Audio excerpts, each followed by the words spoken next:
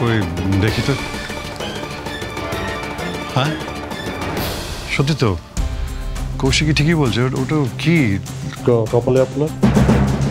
আপনি কোথায় ধাক্কা টাক্কা খেয়েছেন নাকি? না না আবির, ওটা স্পষ্ট সিঁদুরেরই দাগ। সিঁদুর? ঝুমুর? হে বাবা, ঝুমুর তুমি কাঁদছো কেন? আমি কিছু ভুল বললাম নাকি? ঝুমুর প্লিজ প্লিজ কেঁদো না। আবির তুমি কিছু বলো না। হ্যাঁ সত্যি তো, ঝুমুর তুমি কাঁদছো কেন? আমি তোমার স্মৃতিদের দাগটা দেখলাম, তাই জাস্ট জিজ্ঞেস করলাম। তুমি না চাইলে তোমাকে বলতে হবে না ঝুমুর, তুমি প্লিজ কেঁদো না, প্লিজ কেঁদো না। আসলে আমাদের মতো মেয়েদের তো ঘর হয় না গো দিদিমণি। ঘর বর সংসার এসবের স্বপ্নই দেখতে নেই আমাদের। আমার মতোই চাল চুলোহীন মেয়েকে কে বিয়ে করবে বলুন তো? আমাদের মতো অভাগীদের সারা জীবন একাই থাকতে হয়। পরের ঘরে কাজ করেই জীবনটা কেটে যায়। নিজের বলে তো কিচ্ছু হয় না।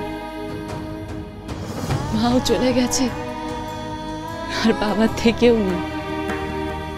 ওরা যদি থাকতো তাহলে হয়তো আমার জীবনটা অন্যরকম হতো।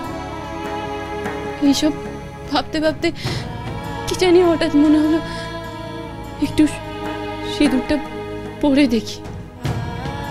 মনে হলো দেখি আমাকেও সিঁদুর পরলে কেমন লাগে দেখতে। ওই সিঁদুরটা মুছতে গিয়েই একটু রয়ে গেছে গো দিদিমণি। আমার ভুল হয়ে গেছে দিদিমণি, আর কখনো করবো না। ঝুমুর খুব সুন্দর ম্যানেজ দিল, যাক ভালো হয়েছে। তবে আপনার পুরো কান্নাটাই নাটক না ঝুমুর। আমার হয়ে মিথ্যে বলতে বলতে আপনার নিজের সত্যি কষ্টটা বেরিয়ে এসেছে। আচ্ছা আচ্ছা ঝুমুর, তুমি আর কান্নাকাটি করো না প্লিজ, প্লিজ আর কান্নাকাটি করো না। দেখো আমি জানি জীবনে সবাই সুখী হতে চায়, স্বামী সংসার নিয়ে ভালো থাকতে চায়। আর তোমার এই চাওয়ায় কোনো লজ্জা নেই ঝুমুর, কোনো অপরাধও নেই।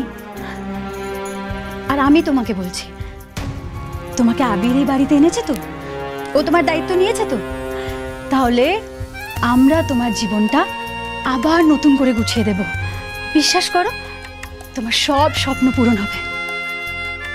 তুমি শুধু একটু অপেক্ষা করো, শ্রীদির বিয়েটা মিটে যাক, তারপর তো আমাকেও আবিরের জীবনটা নতুন করে সাজাতে হবে। আর তার সাথে আমরা তোমার বিয়ের কথাও ভাববো। আচ্ছা এবার চলো আবির, অনেক দেরি হয়ে গেছে। ঝুমুর তুমিও চলো, খাবে এবার, এসো চল।